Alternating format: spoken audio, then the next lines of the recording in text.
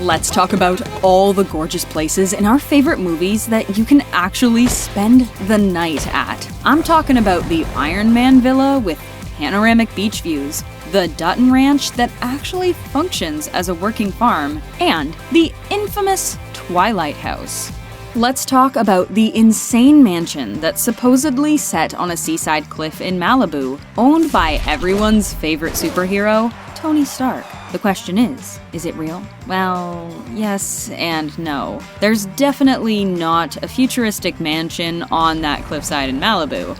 Nothing would actually even be legal to build in that spot. But there is an Iron Man villa in Cape Town, South Africa, that you can 100% stay at today. That is, if you have a spare $300,000 lying around.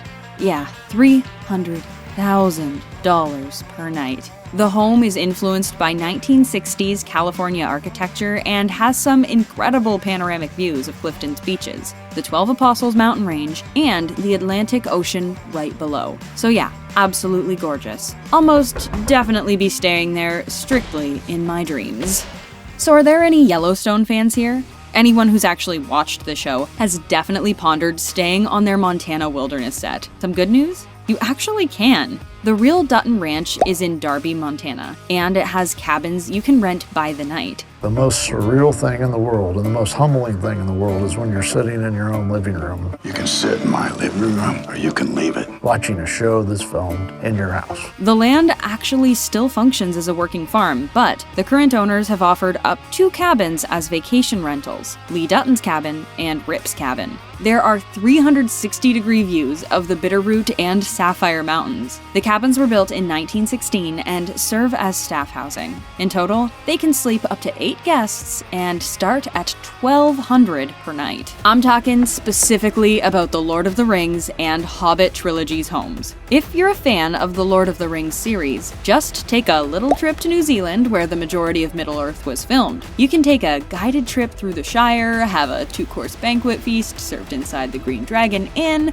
which includes a Hobbit Southfaring beverage, and then take what they call a second breakfast tour. You can also experience real Middle-earth and get an in-depth tour of the full 12-acre set past the Hobbit holes and the mill. Just take a quick trip to Dubai to experience the Armani Hotel, enclosed inside the tallest building in the world that Tom Cruise climbed up in Mission Impossible. If you haven't seen the movie, definitely watch it, even if just for this scene alone. Rates start at $520 a night, which, according to the reviews, includes some stellar customer service. The mirrored walls are also an incredible aesthetic, and the entire building just oozes luxury. Fun fact, this building can fit 2.7 Eiffel Towers inside its walls. If you're a fan of the Harry Potter series, you know that there are tons of places from the movie that you can visit, but you can actually stay at the school that inspired Hogwarts and also served as its Great Hall location. I'm talking about Christ Church College in Oxford, England, with rates starting at $75 a night. Obviously, it serves as a college most of the time, so the rooms are only available to book when students aren't staying there,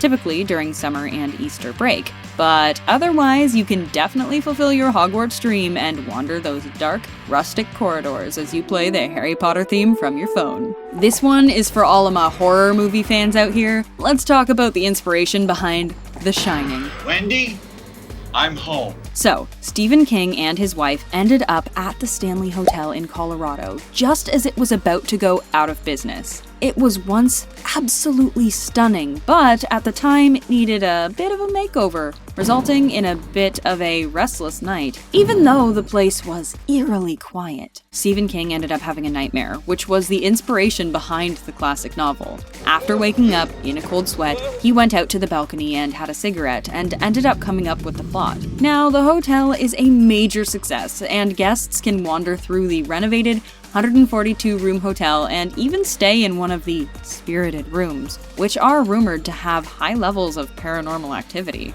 Obviously, I'm talking about Monica's incredible New York City apartment in Friends. Still wondering how they were able to afford such a place? But such is TV magic, I guess. So it's called the Friends Experience. That's a product of collaboration between Superfly and Booking.com. Basically, you can spend the night in Monica's New York City apartment for literally less than $20, which is significantly less than the rent in my actual apartment. I'm trying to move in. If you're located in New York City, Brussels, Seattle, Philadelphia, or Birmingham, you can take advantage of the Friends experience and enjoy recreated props, costumes, and exclusive merch. And if you're not in any of those locations, like myself, you can still order some exclusive Friends merch from their online store. Anyone trying to spend the night in the room where Edward was watching Bella sleep?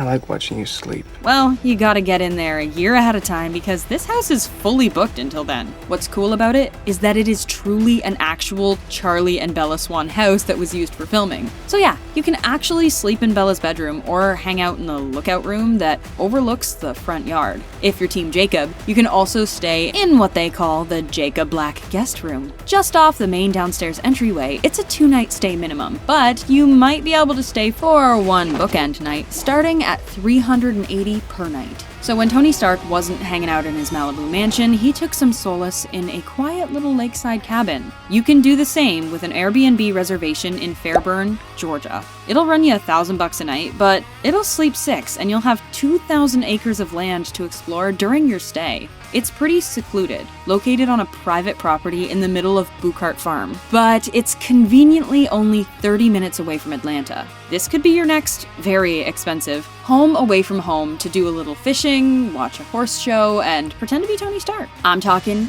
infamous, shirtless Daniel Craig as 007. The one and only Ocean Club Resort is the tropical setting in the movie where he puts the Seaview Villa on M's tab, and the hotel library is where all of those poker games take place. They have multiple locations all over the world, and each one seems to be more stunning than the last. It will run ya a pretty penny though, upwards of $1,500 a night. Lost in New York, or rather lost in the Plaza Hotel. I don't know how Kevin managed to swing that, but I think I'd rather spend time alone in the Plaza versus whatever trip my family found on Groupon. There's this phrase people say, nothing unimportant ever happens at the Plaza, which I can definitely believe to be true. We all do. It first opened in 1907, and there were already tons of reports buzzing around about how great it is. I mean, who can blame them? It is located at Central Park and Fifth Avenue, which, if you know anything about New York, is one of the most desired locations just to even walk around. So yeah, needless to say, I was a bit jealous of Home Alone Kevin's escapade to a hotel that I'll